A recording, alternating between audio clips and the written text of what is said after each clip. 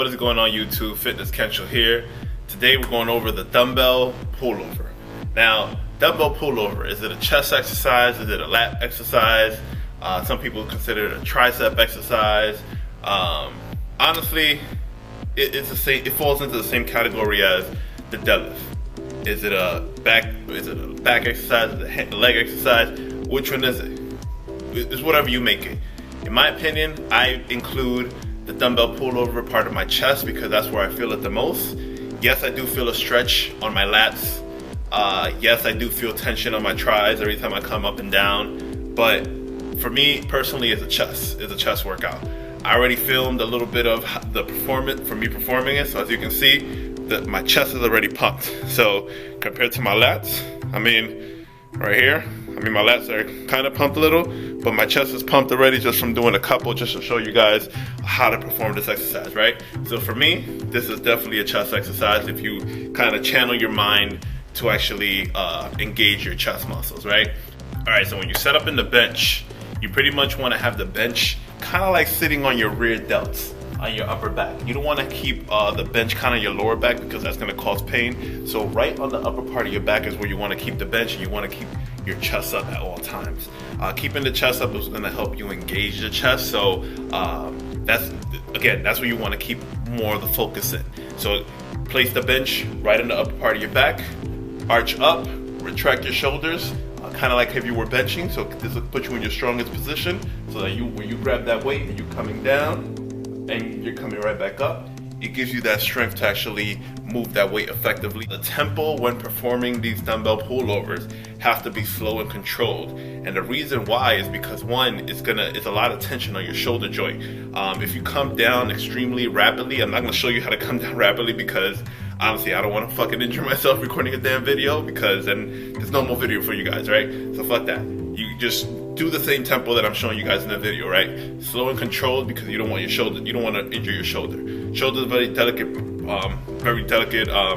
joint, and it is one of our it is the most flexible, but you have to do it in a slow and controlled movement so that obviously you don't injure yourself in your shoulder joint. Any pressing movements go through your shoulder, therefore you fuck up your shoulder, bye upper body day, right?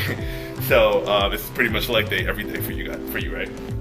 So back to dumbbell pullover. So again, tempo is very important. Slow and controlled is the best way to do it.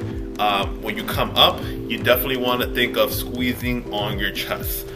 So again, great benefits as far as recruiting a lot muscle fibers for the actual chest, stretching out those lats, keeping constant tension on your tris so it doesn't engage the tris. And then the very important part of the pullover, in my opinion, this is why I included it back to my program, is because once you start cutting up and you start getting a little bit of abs and your obliques start to define, you got this little thing called the serratus right here, that kind of, it looks like a little rib cage kind of deal, and that kind of like cuts up, it separates in between your abdominal. So if I was to do one of these poses, how people do right here, you kind of can see that this kind of just goes into here, and it just looks a little bit shredded and ripped, and that's what most people want. You can't get that from any other exercise, in my opinion, other than the dumbbell pullover, and that's why it's so beneficial. So if you're a competitor and you're looking to develop that separation between the serratus and the obliques, or just define a little bit more, dumbbell pullover, your exercise to do. It's the king of defining that particular area of your body. So I would key benefits again. Definitely develop just overall upper body strength. You definitely are able to engage those stabilizing muscles that you wouldn't engage in other exercises. So typically when you perform this exercise, you feel like a pulling, obviously, in your serratus. You're gonna feel some pulling on your shoulders. So, and also you're gonna feel kind of like a fight to keep your body stable in your core. So it's very core dense, particular exercise, and that's why, again, it's so beneficial as far as building up that core strength. And last but not least, it's definitely gonna develop that flexibility in the shoulder.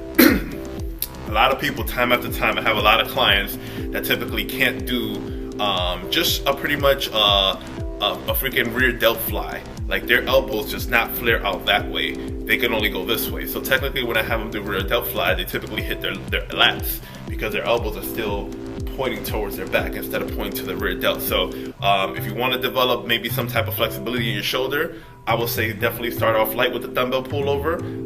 But that motion of just going all the way back right here and then going back up and then all the way back and then going back up is something that's going to definitely help you develop that flexibility in the shoulder for other exercises, whether it be shoulder, whether it be on the bench, especially on the incline bench press, because the incline bench press, I get a lot of complaints that people get a lot of shoulder pain. But again, develop that flexibility. It loosens up those joints, and then all those other lifts will be a little bit more easier next time you perform them. So again, second tutorial for you guys, dumbbell pullover. If you guys are liking these tutorials, please make sure to give this thing a thumbs up. You find it helpful, make sure you share it with your friends so that they can pretty much benefit from the same information you're benefiting from.